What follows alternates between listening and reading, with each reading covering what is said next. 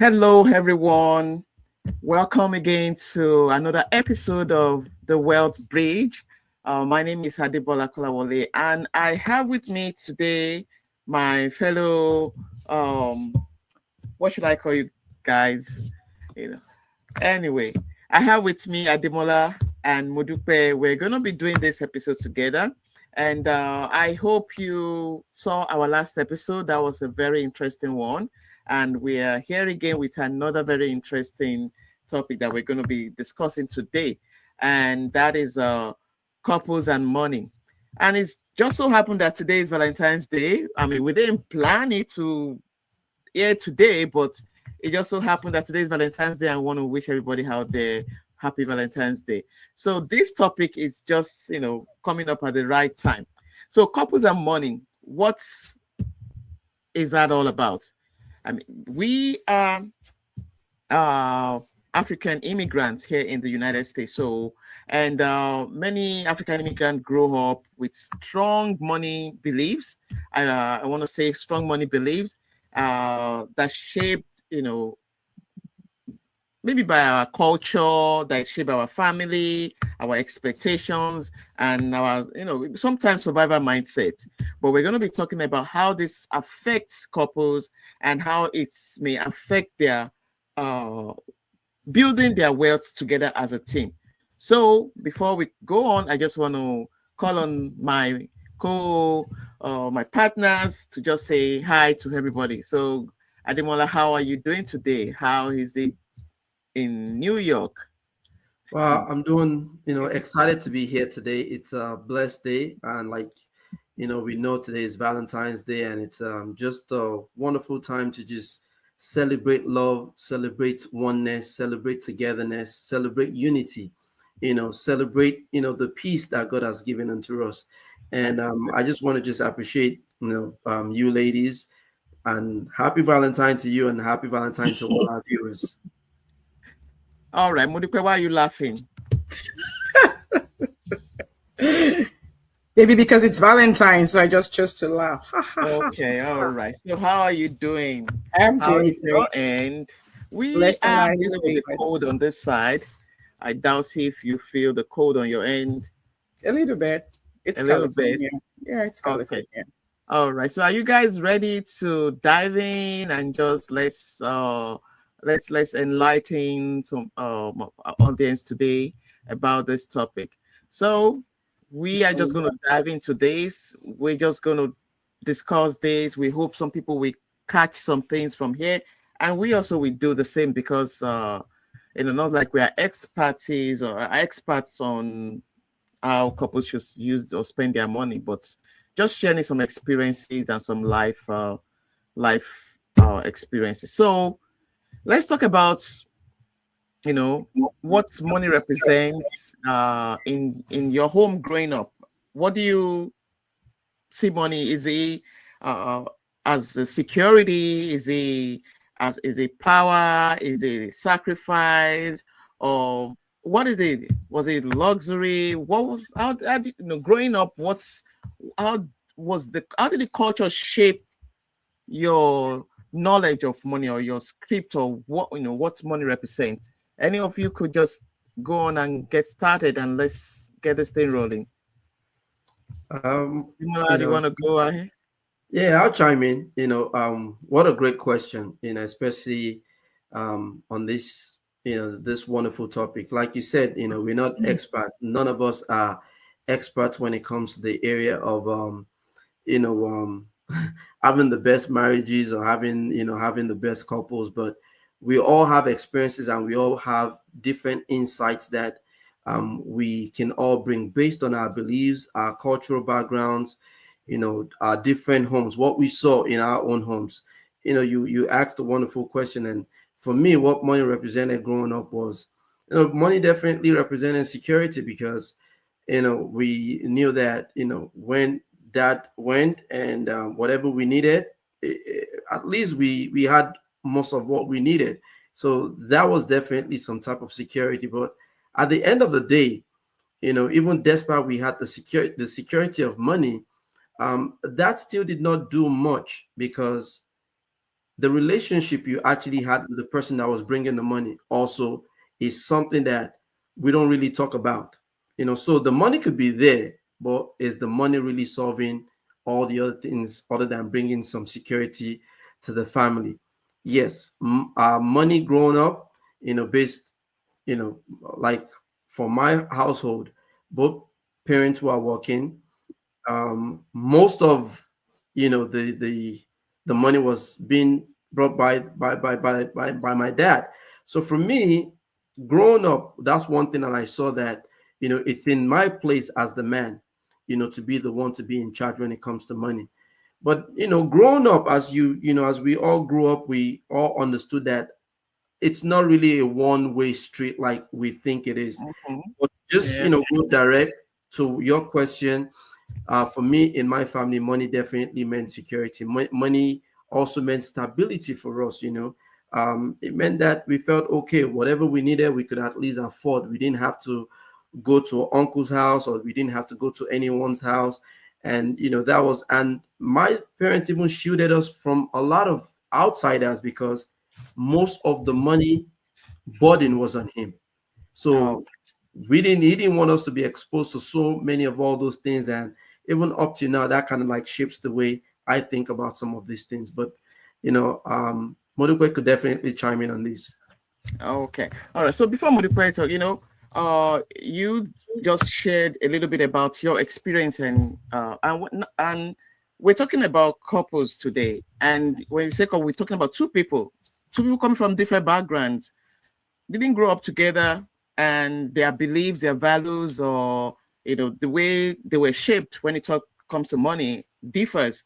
So let's talk about what happens when these two different people come together, and clashes. It's like they collide. What could happen when I'm coming? Oh, I believe money is security. Oh, you believe money it's just sacrifice, or it's just what they call it, it's power or status, So what could happen when two people with different money values come together?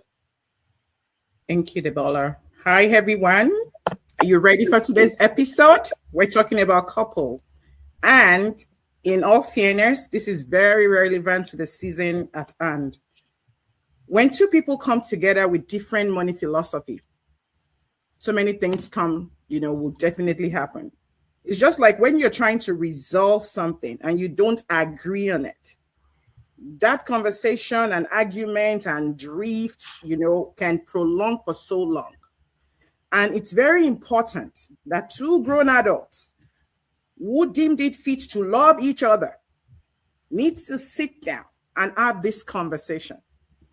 Now, if you're not communicating your philosophy about money with me, then there is a tendency that we will make mistakes, because I am bent on my own rules. I'm just going to continue to do what I know how to do, and you are going to continue to do what you are bent on to do.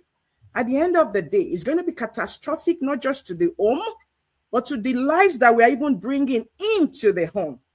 So when two different lives collide, like you said, Debola, and they have different philosophy, I don't expect them to have same, in all honesty, because they have different backgrounds and now they're coming together. So it is important to have a communication. It is important to sit down and talk through it. Now, there will definitely be a meeting point for both ends. Now, when it comes to money, it's very nerve-wracking. And because it is nerve-wracking, you find out that certain set of people feel very free talking about it, spending it, don't even know what is coming in. Neither do they even know what is going out. While some people are very methodical. It comes in, they are literally taking account of what comes in, and they know what goes out. So when those set of people, you can imagine, the husband and wife, right? It's going to be catastrophic, because now one is just so spent, anyhow spending all the way, while this other person is trying to guard against it. I am of the opinion there should be a communication. That's true. I stand for the truth, and I said, have this conversation even before, during courtship.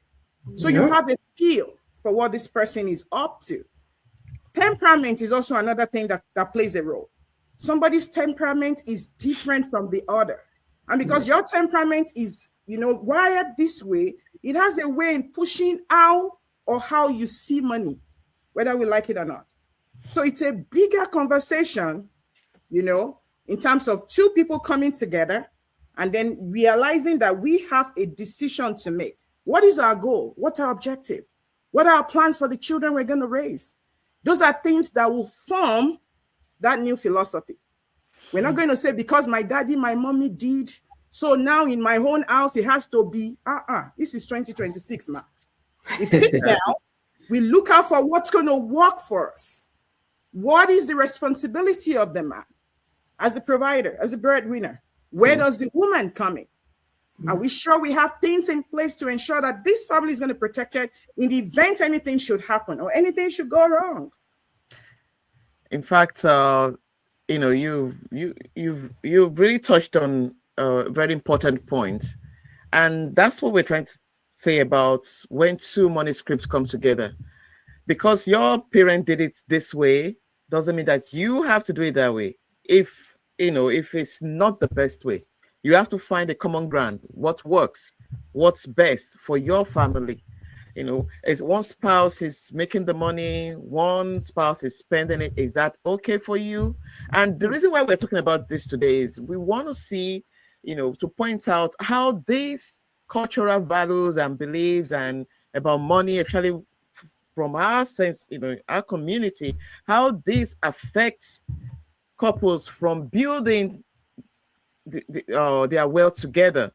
Because if the two cannot come together to build something that is tangible, it's not going to, the legacy, it's not going to bring a good legacy at the end of the day. So everything still boils down to you being able to build your wealth together. And that's why we're talking about this today. So let me ask, there's this particular thing that, it always brings about debates, joint versus separate finances. Which one is, which one should couples have? Should they have, do they have joint accounts or individual accounts or hybrid? I got something for you on that. Hybrid accounts, which is another option. That's a very good question. But before I get into that, I just want to point out something that Modupe said, and I'm just going to piggyback. Even the Bible tells us that if the foundation be destroyed, what can the righteous do? What is the foundation that's been set when it comes to couples coming in with different money beliefs? What is that communication looking like that?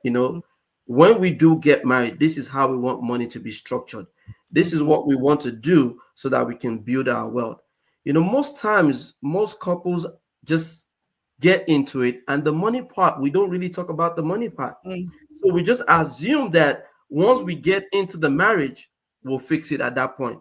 But guess what? Most times at that point, it's too late. But let me get to your question.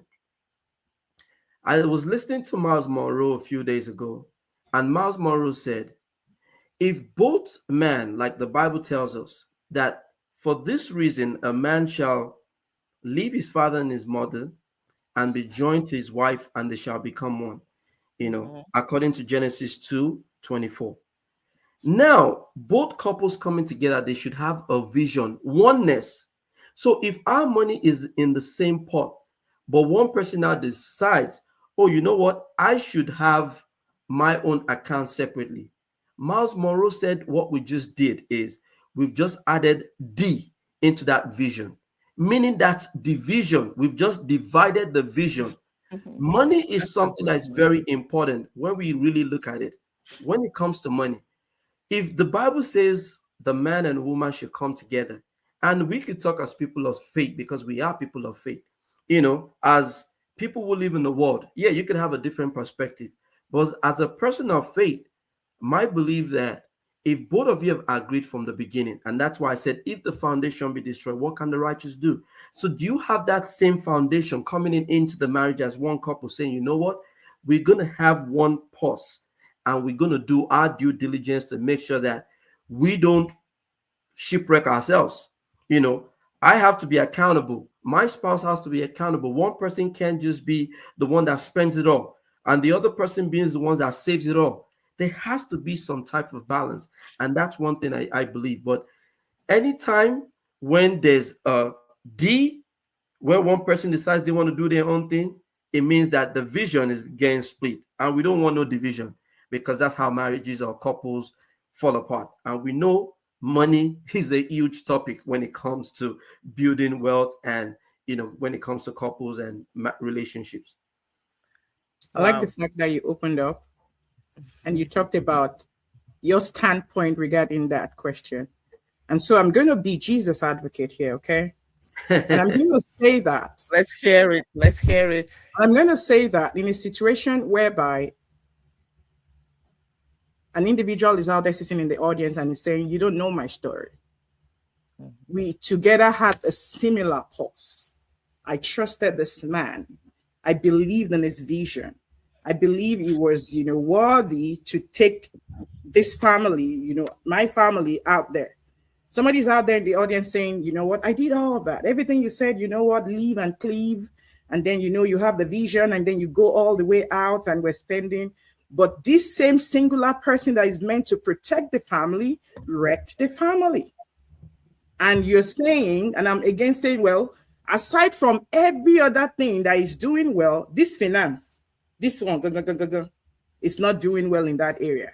Would you also advise that I stick to it, right? Like I continue to do that joint accounting and all that, So that's a question out there that somebody's asking in the audience. And I want us to be like really practical and also cover all loose ends. While coming from the faith perspective, establishing the joint account, doing things in order is excellent. It's beautiful. In this age and time, now that we have not just the father as the breadwinner, because we now have the mother also supporting the costs of the family, right? So we're seeing maybe multiple streams of income, right? Coming to the family, right? Yep. This will be my take on this. I say that in a situation, just in the case so that we can, split out individuals saying somebody is so reckless with spending. Oh, this person messed up my credit. Oh, this person was not like that when we were cutting. Or this person does every other thing right except finance. Where do I, pick my battle? Where do I pick my battle? I'm going to say to that fellow out there and say, wow, definitely still establish the joint account. But the joint account is going to be the operating account of the family, where all the necessary bills come out from, which means the daddy knows this is the joint account for operation.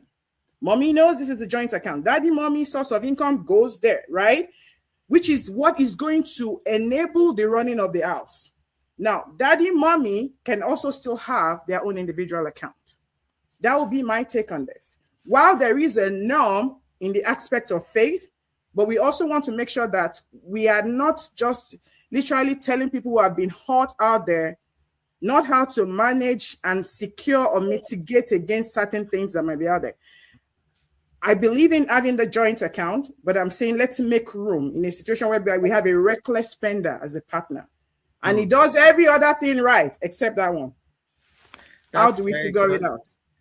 That's, thank you very much to both of you, and this is very, very, very important. It's not one size fits all, because sometimes, hiding money sometimes is not because it's not really the problem, but sometimes it's just somebody wanted to feel, it doesn't want to feel like they are losing their independence. And they want to be able to say, okay, if anything were to happen, I'll be able to stand on my own. But sometimes the problem is there's an underlying problem when that leads to that. But like Modupe said, at least a shared account for shared goals. Let's have an account that pays all the bills. Maybe both of us put money in there or something, but it takes care of all the bills. It takes care of everything that needs to be taken care of in the house. If you want to do hybrid, one side doesn't fit all. I don't want to, put, what they call, how would I put it? Like, okay, this is what you should do, but we have to talk about it. There has to be transparency. There shouldn't be secrets, no hiding money and all that. Okay? No hiding money. Definitely believe that's definitely a fair way to look at it, because like we said, as much as we want to live in a world that is perfect, this world is far from perfect. So in areas whereby, yes, we have things like that, we always want to look for ways to kind of like mitigate, but exceptions, like you said, yeah, it has to be when there's some sort of recklessness going in. Without that, it's like people coming into the marriage and they're saying, you know what, I'm coming into the marriage with wealth, so let me have a prenup as I go into the marriage. You're already saying the marriage is you're already giving room for the marriage to fail. Don't go there, Demola. Don't go there, Demola. You're opening up another kind of one right now, okay? Yeah, somebody's coming for you. When it comes to money, all things go around. And that's just the truth. That's just the truth. Everybody experiences different things. If somebody has, lost everything that you have in the name of, okay, because we're married, and you just say, okay, once bitten, twice shy, so different thing. Anyway, so are we managing money? This is a question that couples should ask themselves. Are you managing money as partners, or protecting yourselves from each other? And that's one thing you have to come to, terms with.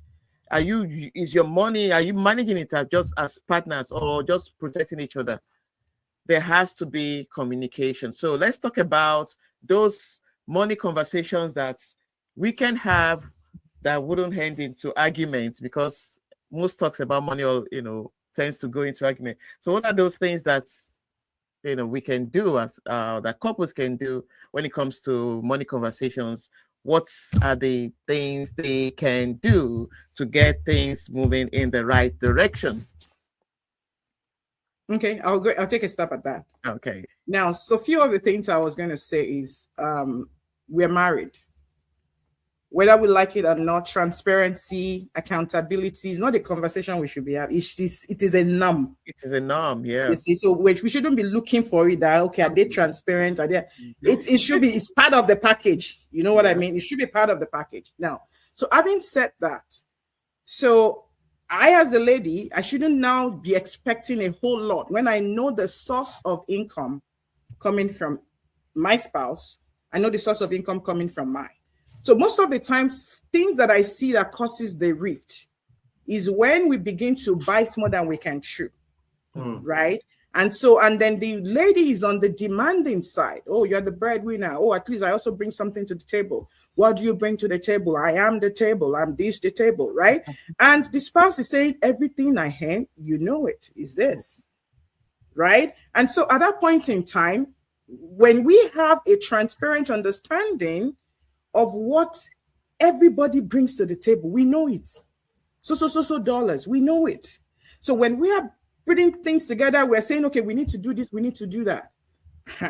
We should know all those we need to do. How much can the so-called stuff that we have is going to be able to carry through? So when we understand the source that we have, and then being transparent to each other, the rift conversation disappears. To be honest, it evaporates. It doesn't even exist, because this is how much you have. This is how much. Well, we can't even afford that thing. It shouldn't even be a conversation right now. Let's continue to look forward, right? So let's say me for the lady now. I know what my husband earns. I know what I earn. And I'm so demanding and saying, yes, so every month, he has to buy me a gold. He has to buy me a gold. Well, for what? For what? What are we doing? Kilo shele. Red bottoms.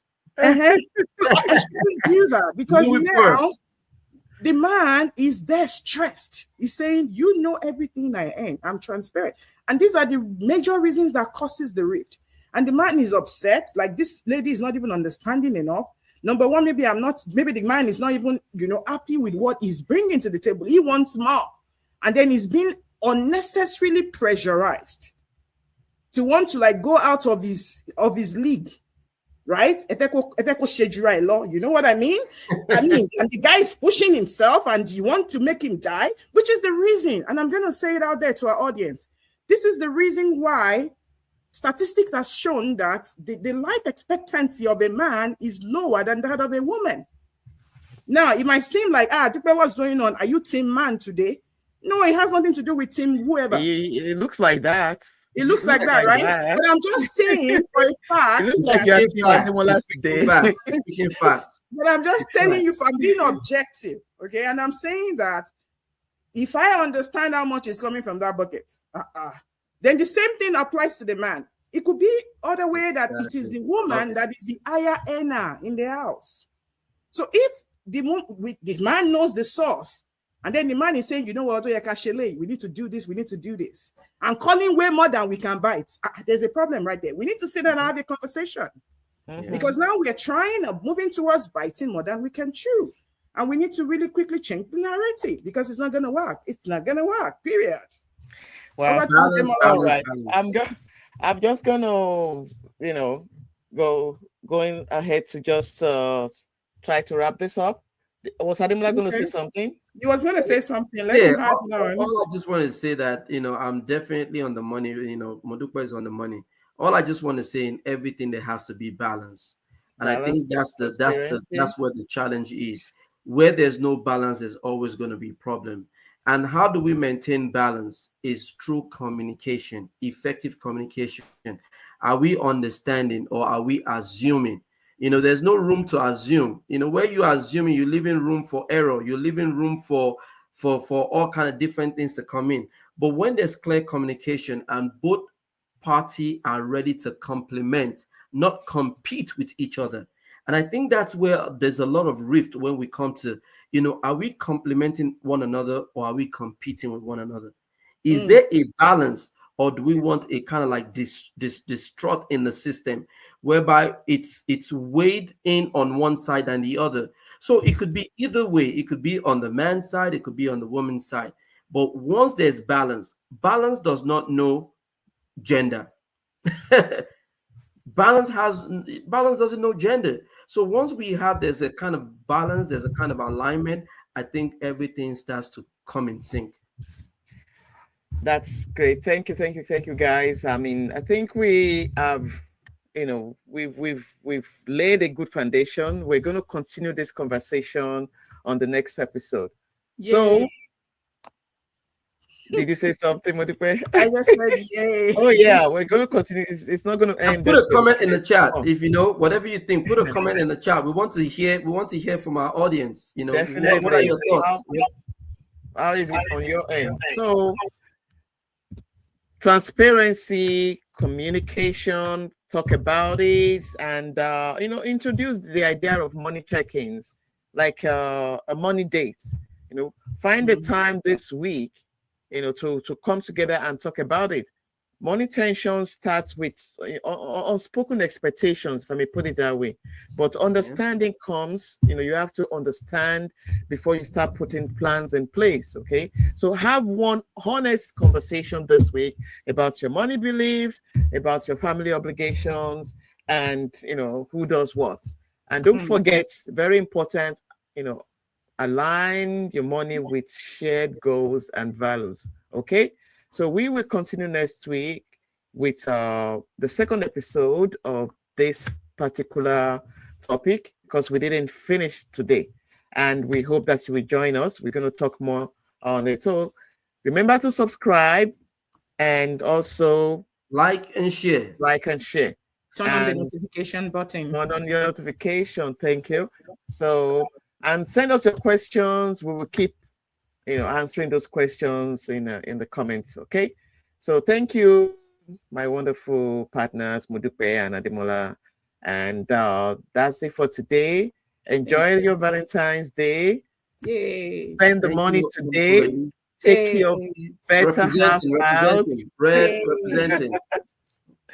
These are shared goals. Take them out. Take each other out and take care of each other. Thank you. Bye. All right. Bye, everyone. All right. Take care, everyone.